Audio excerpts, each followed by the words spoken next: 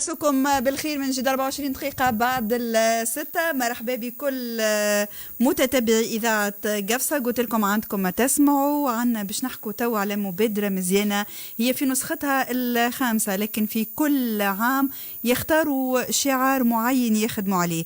سعيدة الساعة باستقبال المربية سامية مهذبي عن الجمعية التونسية لتكنولوجيا التربية الحديثة. مساء النور، مرحبا بك. مساء النور إيناس، مرحبا بك، مرحبا بكيف مستمعي إذاعة قفصة. شكرا لك على الاستضافة، على إتاحة الفرصة لنا اليوم باش نكونوا موجودين معاكم هنا. الله يخليك. هي النكهة بدت تفوح، بدينا نشموا في ريحة مزيانة. فما الأيامات هذه فما برشا خدمة قاعدة تتخدم، تحضيرات بالطبيعة لشهر رمضان. نحكوا على مبادرات، راهي المبادرات ما تكونش فقط مادية، نجم تكون معنوية وفيها غاية زادة محلاها تتحسس الجيل الجديد. هات نحكوا على المبادرة هذه. انت عن الجمعية باش تحكينا على المبادرة وعضو الفريق. أي قبل كل شيء نعرف السادة المستمعين بروحي سامية مهذبي، أستاذ تعليم ابتدائي، خبير في التعليم العاطفي الاجتماعي، خبير في التدريس اللغة الإنجليزية للأطفال الصغار، عضو لجنة التكوين بالجمعية التونسية لتكنولوجيا التربية الحديثة، وعضو الفريق اللوجستي للمبادرة اللي باش نحكوا عليها اليوم، وهي مبادرة رمضان بنكهة بلدي العربي في نسختها الخامسة. اللي سنة اخترنا شعار المطالعة، رحلتي عبر المطالعة لبناء المواطنة. كيف ما نعرف الناس الكل إنه السنة وزارة التربية أقرت إنه السنة هي سنة المطالعة.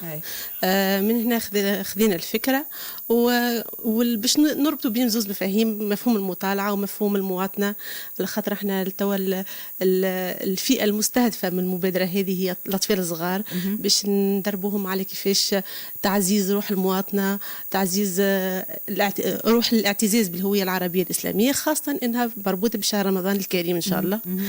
قبل كل شيء باش نحكي شوية على الجمعية. برشا ناس ما نحكوا على الجمعية التونسية للتكنولوجيا التربية الحديثة. قلنا راهي الجمعية تبعثت عام 2018. أي الجمعية عندها تقريبا 8 سنوات توا نشاط فعلي في الساحة التربوية التونسية من 2018.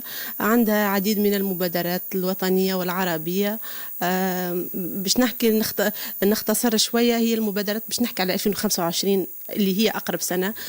كانوا عندنا مبادرات وطنية وعربية. المبادرة الأولى كانت مبادرة كن ملهما وترك أثرا، اللي هي كانت جسر تواصل بين مختلف المدرسين في مختلف البلدان العربية. بعد عندنا المبادرة الثانية، هي مبادرة كانت الأساس متاعها تعنى باللغات كجسر تواصل بين، بالرغم من الاختلاف متاع اللغات، كجسر تواصل بين، جسر تواصل ثقافي.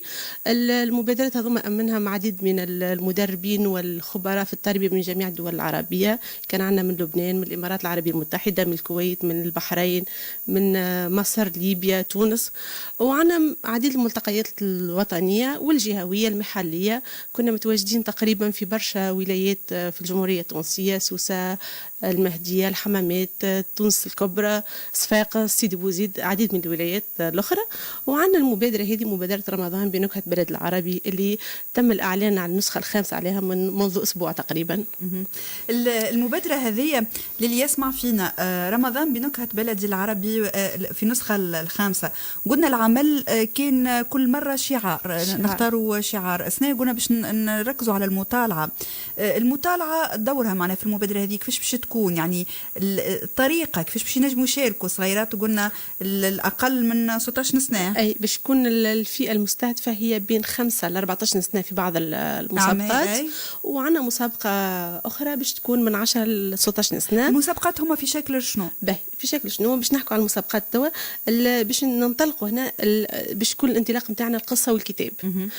عنا باش تقسم المسابقات في علاقة بالبرمجة، ومسابقات في علاقة بالمطالعة. علاقة المطالعة برمضان هذا اللي لوج على الخيط، معناه اللي الرفيع هذايا ما بين نسخة المبادرة وتوقيتها واختيار التوقيت اللي هو رمضان في كل عام والمطالعة.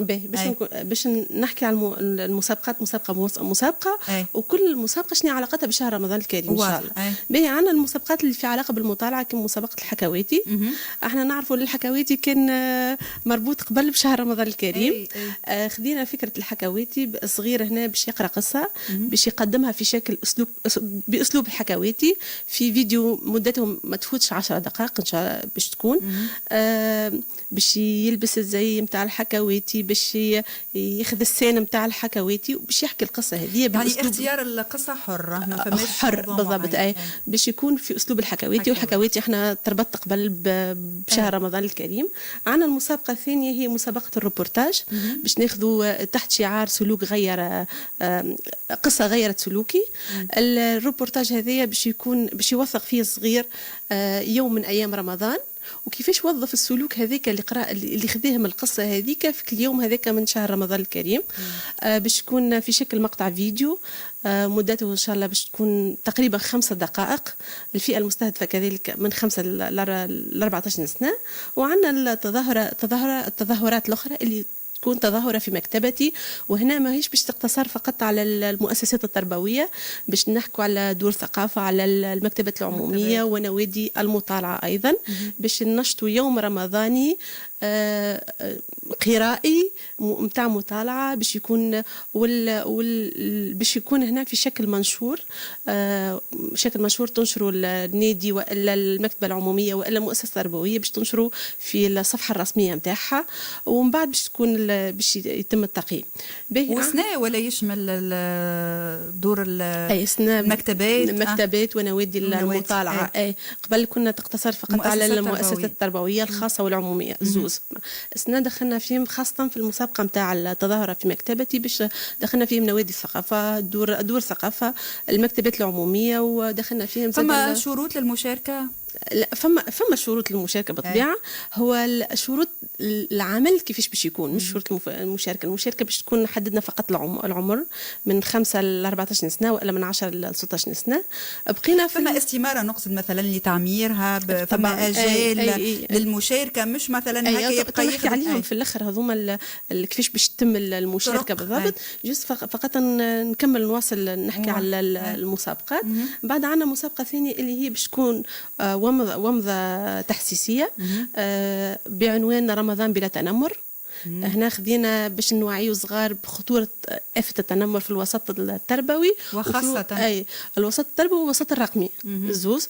الصغير هنا باش يعمل ومضة تحسيسية مدتها 1.5 دقيقة ان شاء الله، باش يقدم فيها عرض مسرحي والا ومضه صغيره هو واصحابه وكل شيء كيفاش يتصدوا السلوك آفة التنمر في الوسط المدرسي والوسط الرقمي. زاد الفئه المستهدفه من 5 ل 14 سنه. وعندنا زاد المسابقه الاخرى هي مسابقه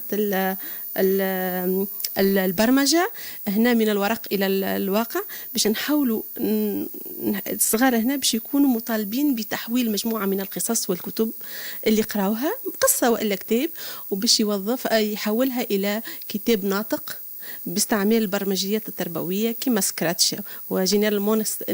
نعتمدوا أكثر شيء برمجية سكراتش. من بعد عندنا المسابقة الأخرى هي المسابقة الأنامل المبدعة.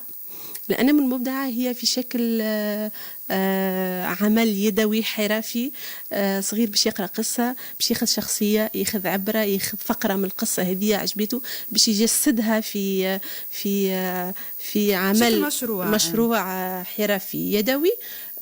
زاد هنا باش نعزوا روح الابداع والابتكار عند الصغار.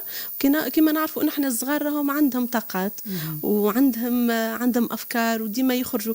لاحظناه في النسخ الفارطه الافكار اللي خرجوا بها الصغار ما تنجمش تخيلها، معناتها حاجات ما وراء الخيال، معناتها تبقى به كيفاش صغيره كيك في العمر هذيك يعمل لك خدمه كيف من هكا. سؤال ينجموا يسالوه تو مثلا اللي شاركوا في النسخ اللي فاتت عندهم فرصة باش ينجموا طبعا الصغار كلهم عندهم فرصة باش يشاركوا في النسخة هذه. المؤطرين اللي ربحوا حتى اللي ربحوا بجوائز النسخ الفارطة كلها عندهم الحق باش يشاركوا. هي مفتوحة للجميع، للصغار الكل وللمؤطرين الكل. الهدف الأساسي كما قلت لك هي تعزيز الهوية العربية الإسلامية، روح الإبداع والابتكار، تعزيز الروح المواطنة لدى الناشئ الصغار. والانطلاق من كتاب. والانطلاق من الكتاب. نحكوا على التقييم، كيفاش باش يتم فرز مثلا الأعمال اللي باش تشارك، كيفاش باش يتم تقييمها، فما لجنة، كيفاش يبعثوا، كيفاش يشاركوا. قبل هذا الكل احنا تم الإعلان على النسخة الخامسة تقريبا منذ أسبوع. توا باش نبدو في الدورات التدريبية باش تكون أونلاين، باش يأمنها مجموعة من الخبراء ومجموعة من الإعلاميين وصحفيين في تونس وممثلين زادة، باش يوريوا الصغيرات، باش يأطروا الصغيرات والمؤطرين زادة كيفاش باش يخدموا مثلا الومضات الإشارية، الومضات التحسيسية، الروبورتاج، كيفاش باش يخدموا الأسلوب الحكواتي، باش تكون الورشات التدريبية على مدى شهر. من بعد الانطلاق الفعلي للمبادرة باش يكون من 17 فبراير ل 21 مارس. هنا صغار باش يبدو يخدموا هما والمعلمين نتاعهم في اطار المدرسه والا في النوادي والا حتى في الدار، ينجم حتى الولي هو اللي يأطر صغير نتاعو، مش بالضروره المعلم هو اللي يأطر الكل. من بعد عندنا استماره المشاركه موجوده تنشر ان شاء الله على الصفحه الرسميه للجمعيه. الصغير يدخل للرابط الاستماره، يعمر اسمه القبول، اسم الثلاثي، اللقب، العمر، المدرسه، المندوبيه الجهويه اللي تبعها، ويعمل العمل نتاعو. احنا باش تصب عنا الاعمال الكل. من بعد ندخلوا في مرحلة الفرز الأولي. الأعمال هو علاش عنا مرحلة الفرز الأولي؟ خاطر احنا كل عام في كل نسخة توصلنا أعداد مهولة من الأعمال. فما أعمال ساعات تكون خارج تفوت المدة المعينة متاع الروبورتاج، مثلا مطالب 5 دقائق يعمل لك 10 دقائق، مش موجود اسمه، مش موجود شعار المبادرة، مش موجود اسم المندوبية، اسم المدرسة اللي يحب يشارك. أنسة سامية، اللي حب يشارك ويكون عنده الحظ وإلا فرصة معناها باش يكون العمل نتاعه مقبول، لازم احترام الشروط في كل مسابقة. أي، وإحنا نشرنا على صفحة الجمعية شروط المسابقات للكل. نعم. بالتفصيل، حتى كيفاش الأعداد باش تسند لكل عمل، كل منشور في صفحة الجمعية، اللي يحب يطلع عليهم موجودين الكل. وإن شاء الله حتى في الورشات التدريبية اللي باش تصير عن بعد باش نعاودوا ونذكروا. صفحة الجمعية؟ في صفحة الجمعية. أي صفحة الجمعية؟ الجمعية التونسية لتكنولوجيا التربية الحديثة باللغة العربية. موجود كل شيء، التفاصيل كلها موجودة على صفحة الجمعية. وعندنا منسقين نجموا يتصلوا بهم في كل وقت على ذمة المؤطرين والتلامذة المشاركين لأي استفسار.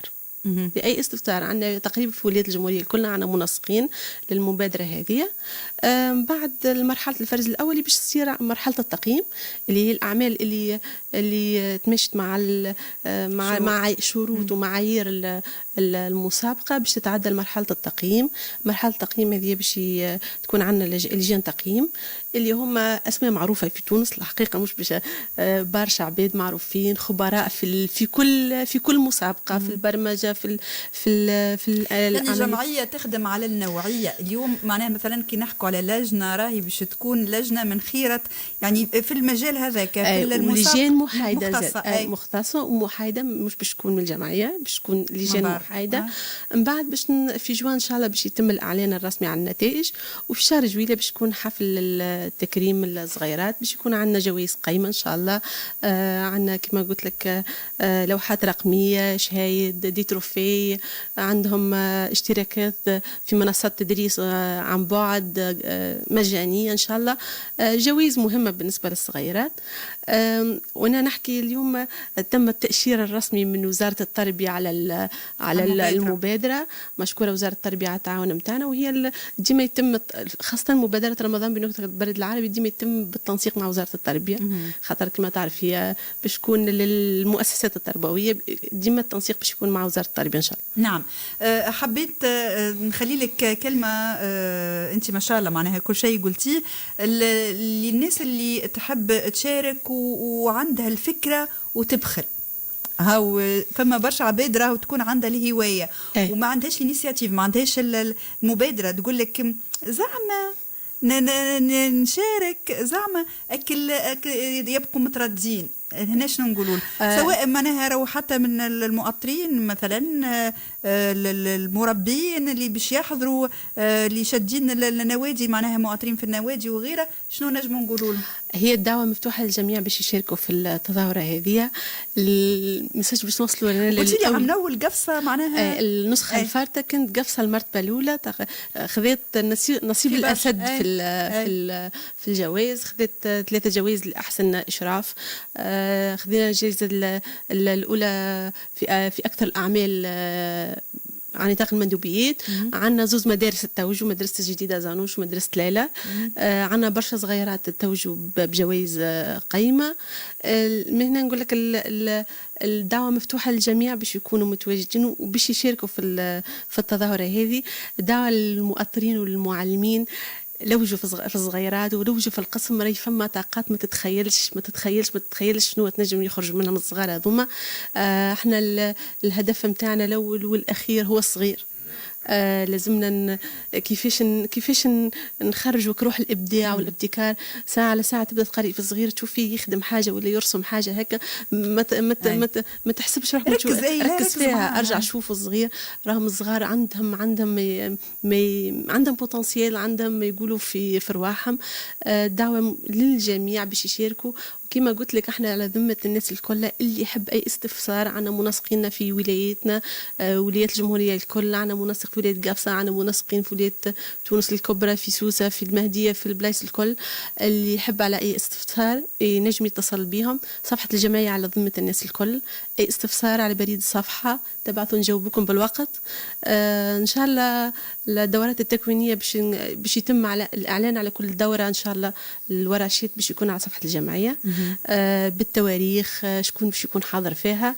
يعني كل شيء واضح، كل شيء موجود، وعليكم الا نبدو بركه وتكون عندنا ما خافوش. راهو انا اول ما دخلت في المسابقه دي دخلت مشاركه. دخلت مشاركه ومحلاها ثقه اللي تحكي بها، على خاطر ربما حتى المستمع حتى من بكري حكينا من معناها حتى من المؤسسه التربويه اللي انت تنتمي لها من زانوش، وقلتي لي راهو حتى المؤسسه يعني حتى في تحصيلها العلمي كما نقولوا في المناظرات ما شاء الله. يعني راهو النوادي والا مثل هذه المبادرات راهي ماهيش حكر فقط تقعد على النوادي. المؤسسه التربويه معنيه لهنا ومعنيه بشده، على خاطر الولي يقول لك اليوم راني بعثوا للصغيري صحيح باش يقرا، لكن ماذا بيا بالتوازي يكون عنده نشاط، يكون ينشط في حاجه، على خاطر صغيراتنا الكل ما من غير ما فماش حتى استثناء، وكل صغير عنده ما شاء الله حاجه موهبه دفينه. حاولوا حركوا دغدوا فيهم كل الموهبه هذيك واكتشفوا صغيراتكم، سواء العائلات وسواء حتى المربين.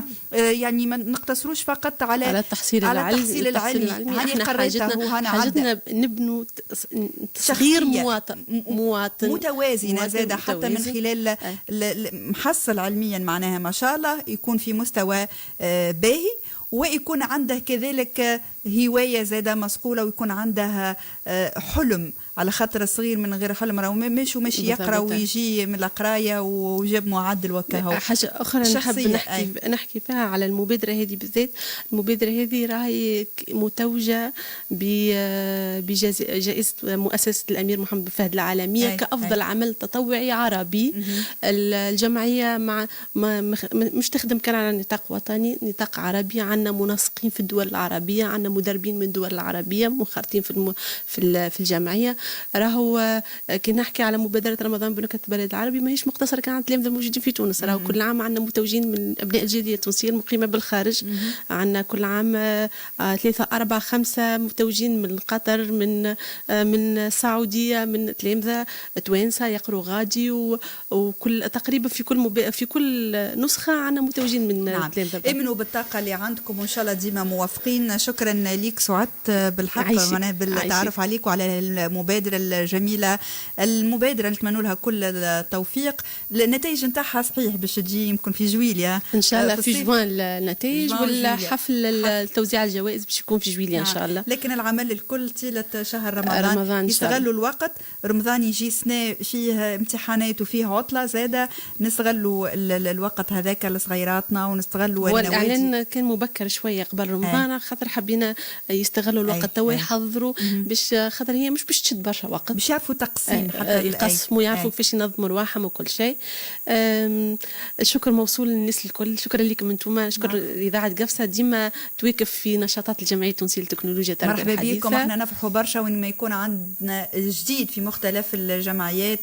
طبعا سعدت، ومن خلالك تحيه لاعضاء الجمعيه الكل، وفي معناها أي إنسان انتمى ربما وإلا شارك الجمعية في مثل هالمبادرات. تحية لكم، شكرا. شكرا لك، يعيشك.